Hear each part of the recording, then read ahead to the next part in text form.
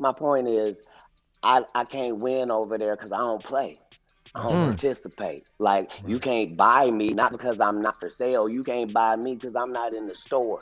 It's different. So it looks like Katt Williams is feeling some type of way about Dave Chappelle staying silent on these recent Diddy allegations. And word on the street is that Dave sold out to Diddy. Now, this may sound crazy because all of us 90s babies remember how Dave brutally mocked Diddy and Making the Band on Chapelle Show. But it looks like Katt may be onto something here because Dave was spotted having dinner with Diddy just months ago. And Dave, who usually never stays silent, is yet to comment on Diddy getting exposed for all kinds of depraved things. So what's going on here? Dave Chappelle always claimed he was against these Illuminati celebs, so how come he's now Diddy's BFF, allegedly? Well, Katt Williams might have an answer to this, so let's get into it.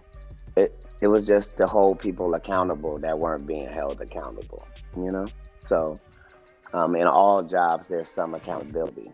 And part of the money that you make is how well you can handle that.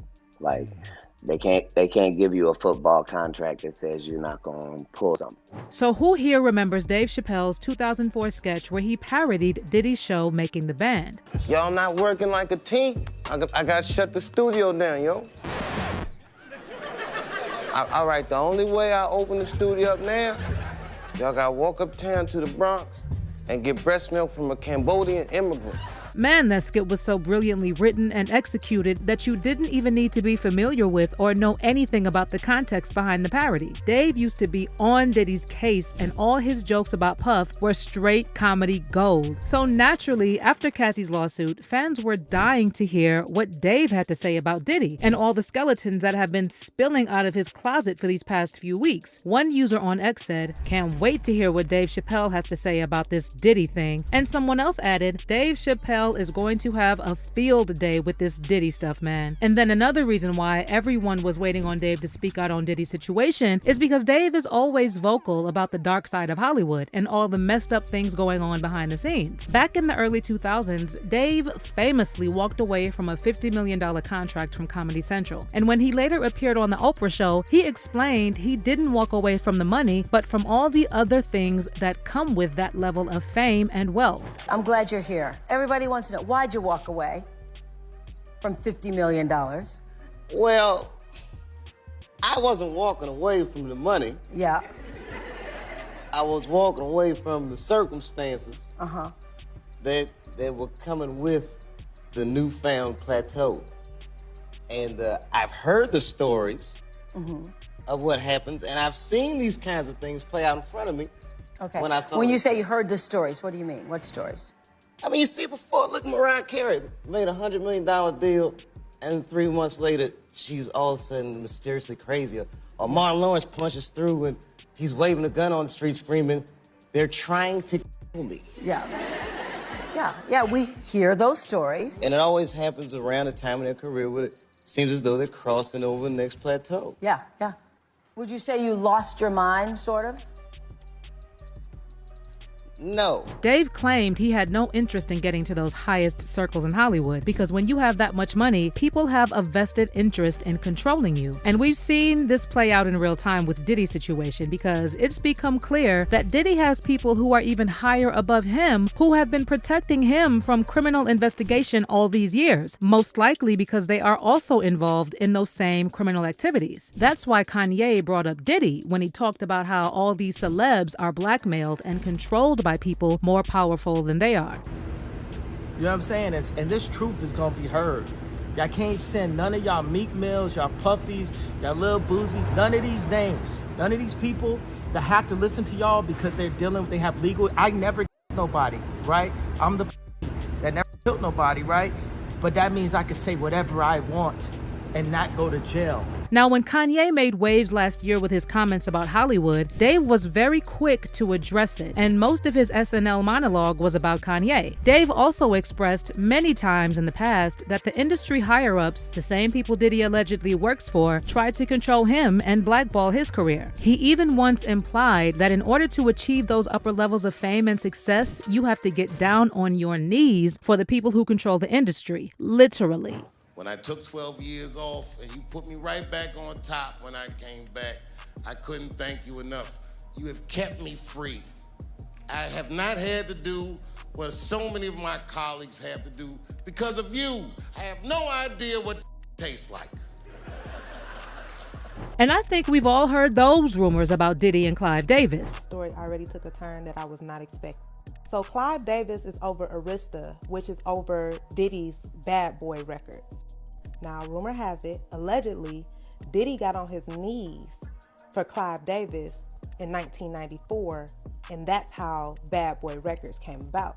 So of course, when this whole situation with Diddy exploded, fans expected Dave to say something. Diddy has also been allegedly exploiting black women and men in the industry for decades with the help of his masters. So you would think that someone like Dave Chappelle would have a lot to say about it. But it's been crickets from Dave ever since Cassie filed that lawsuit against Diddy. Now, no one is expecting Dave to put out an official statement on Diddy or anything like that, but as a comedian, you would expect him to joke about the biggest story in Hollywood. Dave is actually on tour right now, but he still hasn't mentioned Diddy's situation in his stand-up shows. At first, Dave's fans defended him, saying maybe Dave is simply not interested in joking about this topic, and that's fine. But it looks like Dave might have a more personal reason for staying silent about Diddy's allegations. An article from Daily Mail recently resurfaced showing Dave having dinner with Diddy shortly after it was revealed that Diddy would be honored with the BET Lifetime Achievement Award. Diddy and Dave both appeared to be in a good mood, and they left the dinner in the same car. It's honestly hard to imagine Dave and Diddy having a serious conversation about anything, knowing how much Dave mocked Diddy in the past, and how he feels about the industry. So does this mean Dave sold out to Diddy? Now, it's wild to think that a man who walked away from $50 million